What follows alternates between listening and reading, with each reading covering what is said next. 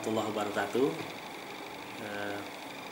Perlu kami informasikan terkait dengan persiapan untuk pelaksanaan penerimaan peserta didik baru di lingkungan Dinas Pendidikan Pemerintah Kota Tegal, bahwa mendasari Peraturan Wali Kota Tegal Nomor 14 Tahun 2020 tentang pedoman pelaksanaan penerimaan peserta didik baru tahun pelajaran 2020-2021, kami sampaikan bahwa masa pelaksanaan PPDB untuk tahun pelajaran 2020-2021 ini dimulai tanggal 17 Juni 2020 sampai dengan 24 Juni 2020, khususnya untuk jenjang SD dan jenjang SMP.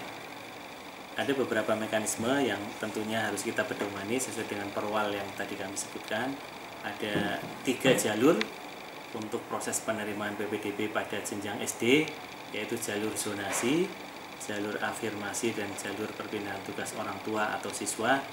Dan untuk jenjang SMP ada 4 jalur proses penerimaan, yaitu jalur zonasi, jalur afirmasi, jalur perpindahan orang tua atau wali, dan jalur prestasi. Yang perlu menjadi perhatian Bapak Ibu semua kalau memang nanti mau mendaftar putra putri anak didiknya, bahwa dalam proses penerimaan peserta didik baru ini dilaksanakan secara langsung satu tahap dengan 4 jalur tadi.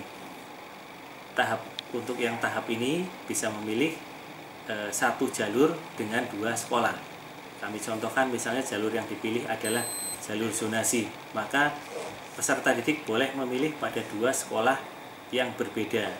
Kemudian apabila pada 2 sekolah tersebut dia belum diterima, maka masih diberikan kesempatan untuk memilih jalur yang lain dengan memilih 2 sekolah lagi yang berbeda, sehingga pilihannya maksimal ada 4 sekolah dengan 2 jalur yang berbeda.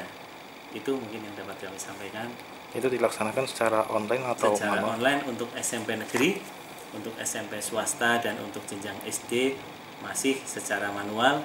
Tetapi tetap kami menghimbau di masa pandemi COVID ini agar sedapat mungkin persyaratan yang harus dibawakan atau dilampirkan pada proses pendaftaran bisa dikirimkan via daring, baik melalui WhatsApp, Telegram, email, atau dengan media sosial yang lain.